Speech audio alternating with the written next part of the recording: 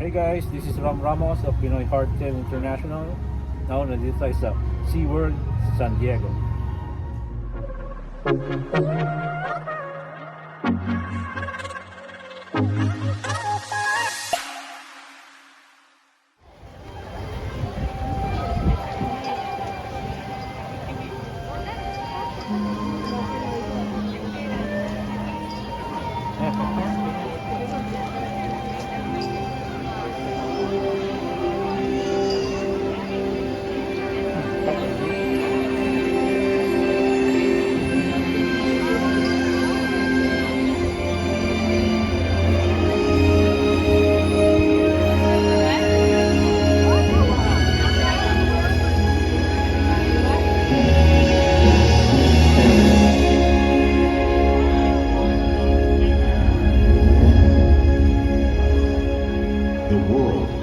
One interconnected ocean, a vast blue expanse critical to life on Earth. And there's no better animal to represent the story of the ocean with all its splendor and uncertainty than the killer whale, or as it's scientifically known, the Orcinus orca. The orca lives in every corner of the ocean, from the Arctic to the Atlantic, the Southern to the Indian, to the mighty Pacific and beyond.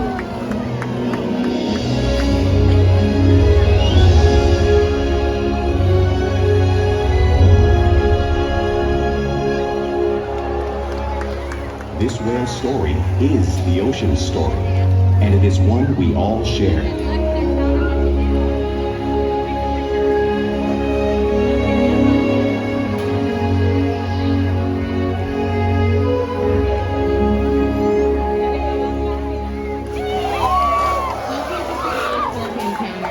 My name is Ariane, and I'm honored to introduce you to this intriguing and majestic animal.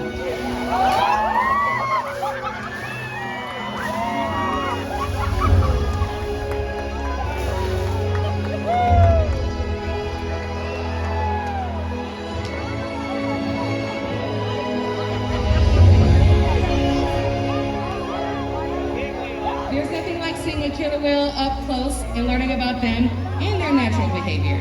We hope that this orca encounter will help give you a better understanding of these magnificent animals and all that they represent.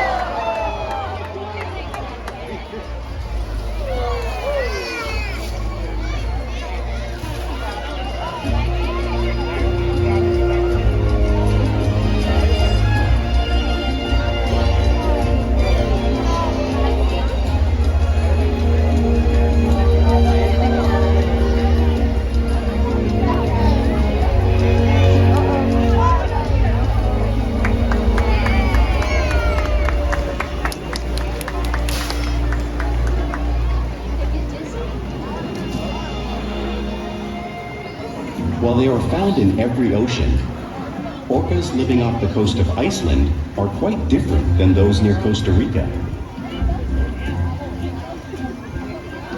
In fact, there are at least 10 types or ecotypes of killer whales. An ecotype describes the differences between killer whales' size, physical form, prey, social structure, and habitat. As you can see, the differences are subtle, but noticeable when compared side by side. Orcas are adapted perfectly to their environments. And even the whale's black and white coloration has a purpose. It camouflages the outline of their bodies in the water, making it easier for them to surprise and catch their prey.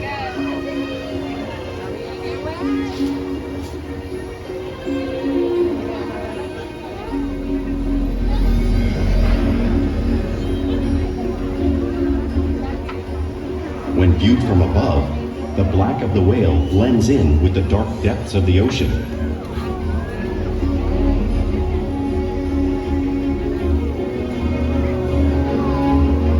When viewed from below, the orca's white bellies match the brighter surface of the water, blending with the light above, giving them the perfect camouflage.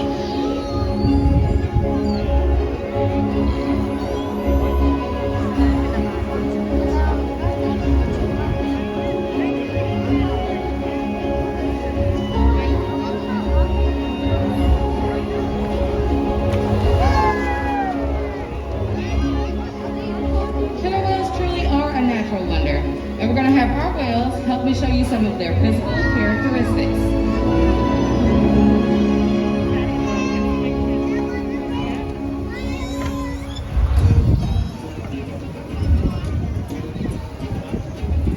Their blowhole is perfectly designed to take a quick breath at the surface of the water. Even the location of their eyes works to their advantage. It may look like their eye is in that white patch, but that is a visual distraction. It's actually located in front of the white patch, camouflaged from thrashing prey. The fin on top of the orca's back is called a dorsal fin, and it's used for stabilization as they swim, but also for thermoregulation.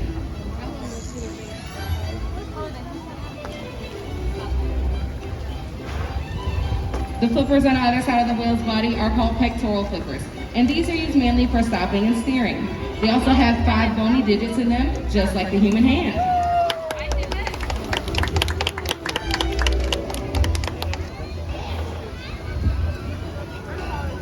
The lobes on either side of the whale's tail are called flukes, and this is the engine of a killer whale. It propels them through the water up to 30 miles an hour, which is faster than our speedboats. And killer whales use the most power and swim the fastest when they're propelling their nearly 10,000-pound bodies all the way up and out of the water.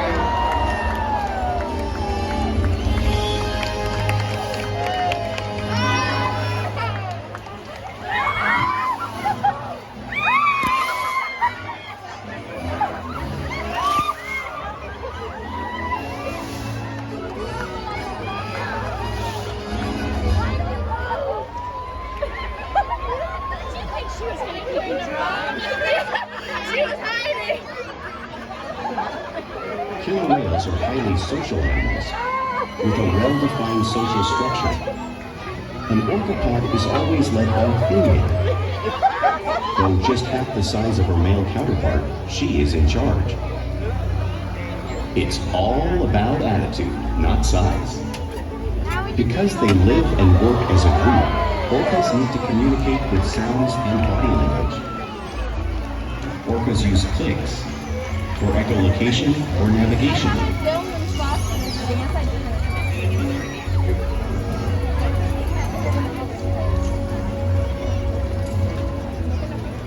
Whistles to socialize in the pod. And calls for group coordination and hunting.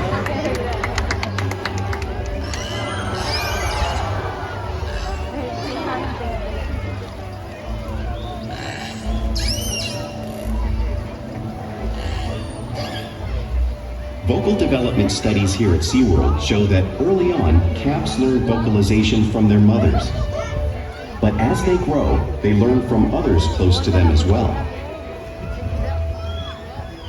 This is a bottlenose dolphin call that Shuka learned and even taught other killer whales here at SeaWorld. In fact, orcas are the largest members of the dolphin family.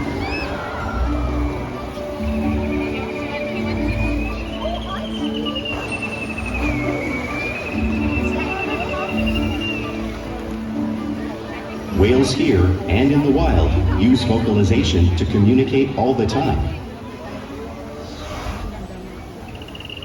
Like all animals, killer whales use body language to communicate with each other. A pectoral slap is used at the surface of the water to communicate dominance, but to also get noticed. A mother will use a pec slap just to get her calf's attention.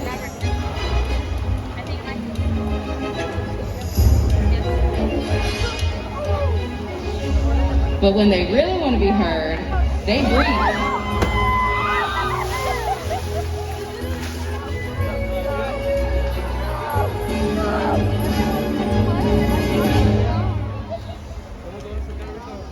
Sky hopping is a form of coordination used by killer whales to use as they're getting oriented in their environment when they hunt.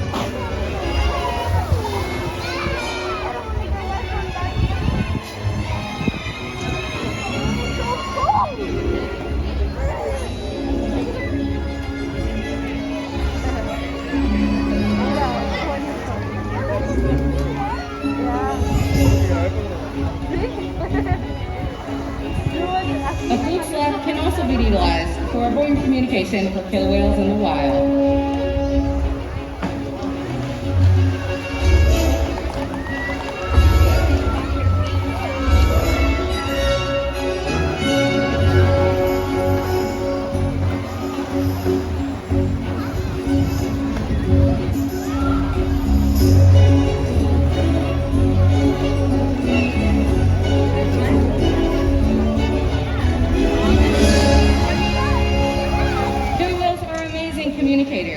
So it's no wonder why they're at the top of the ocean's food chain.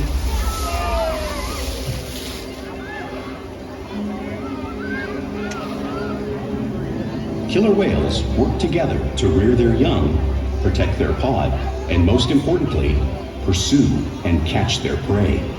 Every day they cooperate to survive in the wild oceans of the world. The orca's hunting techniques are as varied as the whales themselves. Norwegian killer whales will circle herring, herding them together. The whales use sounds to coordinate with each other and to disorient the herring. With the fish confused and contained, the whales stun them with their powerful tail flukes, making for an easy meal.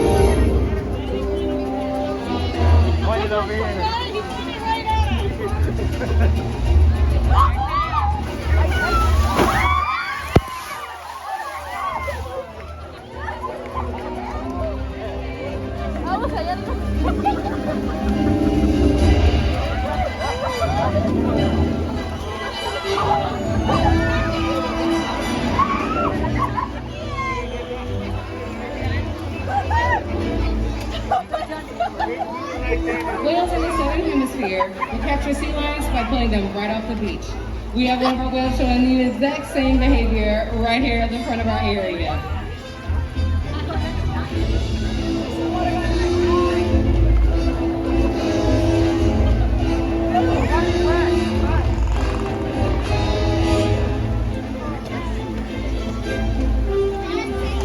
Antarctic killer whales will create waves that wash over ice floes, knocking unsuspecting seals into the water.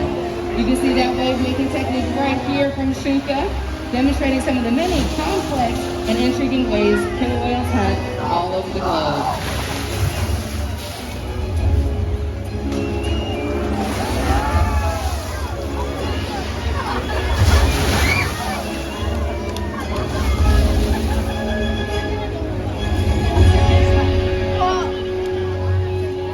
Now that you all witness these waves crashing in front of you, you can't truly imagine how much water is displaced until you experience it for yourself.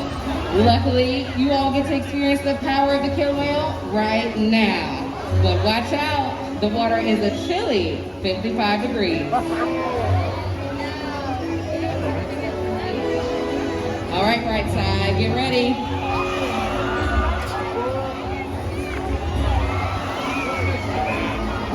All right, left side, we didn't forget about you. I wasn't kidding, the water is cold.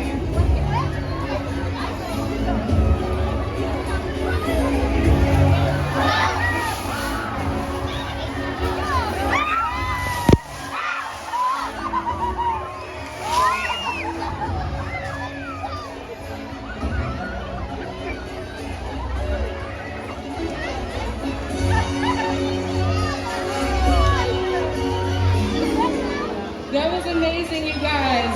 We're so happy you got to experience the power of the killer whale in real life.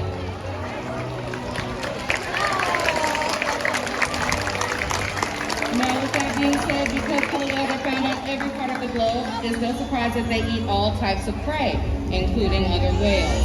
The blue whale on the screen in front of me is the largest animal on Earth. It is 5 times longer and 50 times heavier than a killer whale. So we have to ask ourselves, how does a whale this size prey upon an animal that size in the wild? And the answer is because killer whales are the ultimate team players. In this example, we see the larger male orcas surround a sperm whale, forming a perimeter, while the females continue to drive the whale forward until it reaches exhaustion. The calves then move in to join the adults in the group. Whatever their prey, killer whales always cooperate and hunt together, making them a highly successful predator.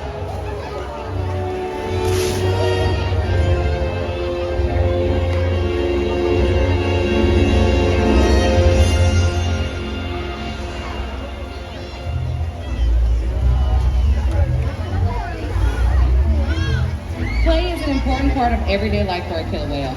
It teaches young whales how to hunt and develop their skills as they grow.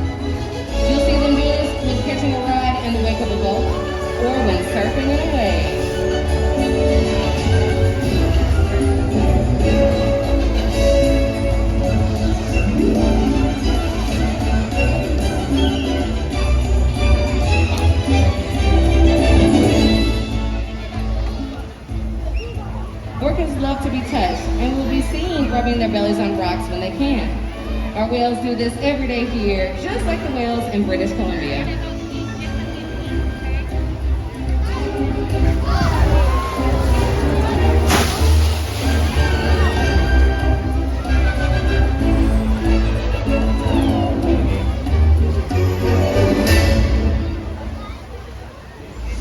Orcas are seen mimicking each other in the wild, and we see it here at SeaWorld all the time. The whales are constantly learning and imitating each other.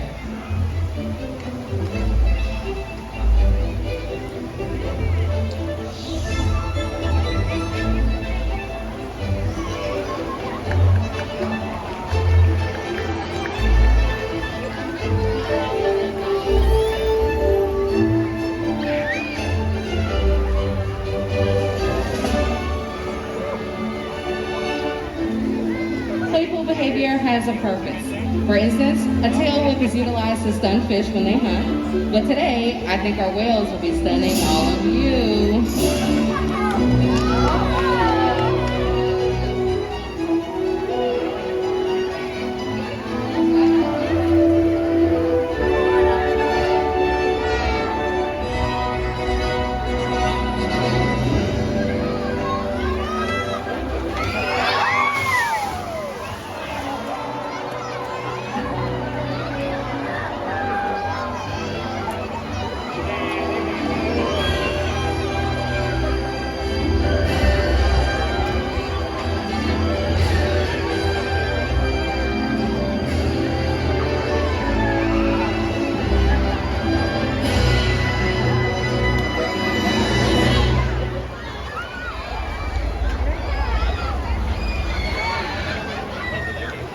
We interact with our whales all day, every day, building trusted relationships that allow us to provide optimal healthcare, research, and overall well-being.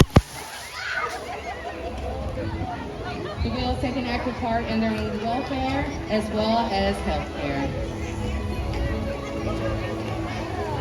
For instance, we're able to ask our animals for different parts of their bodies, including their tail flukes, and this is the location that we can take a blood sample from. Oh, help me!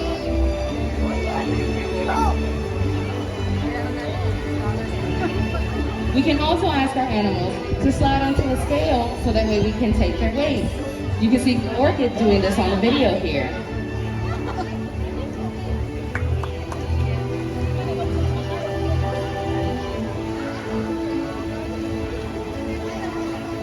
We even can ask our animals to provide us a breath sample from their blowhole. And this just demonstrates the trusted relationships that we build day after day at SeaWorld. Now I'd like to take this time to introduce you all to one of our amazing killer whales. Everyone give it up for Ulysses. Now Ulysses is amazing because he weighs close to 10,000 pounds. Now with him, it takes trainers a little bit long time to build a relationship with him. So when that does happen, it's even more special. We challenge our whales to basically learn new things every day so that way we can stimulate their minds. Diet, exercise, and of course play go hand in hand in keeping these whales in amazing shape. The whales here at SeaWorld have helped killer whales in the wild by participating in many research studies. One ongoing study monitors the whale's heart rate and breathing to understand how marine noise pollution from ship engines and other sources affect wild populations. In another study, scientists from NOAA, the National Oceanic and Atmospheric Administration, took measurements of the killer whales living here, including pregnant whales. By comparing these measurements with drone footage of killer whales in the wild, scientists are able to monitor the wild population's nutritional and reproductive status. Other research has been done here at SeaWorld on the mother whale's milk composition. This research will help create an effective model to understand how toxins in the ocean impact wild killer whales and their milk supply. What we learn from the whales in our care every day is actively helping whales in the wild survive. And just by being here today, you've supported our rescue, research, and conservation efforts all around the world. If we work together, like the killer whale, we can protect the future of the Orcinus orca and this beautiful planet that we all share.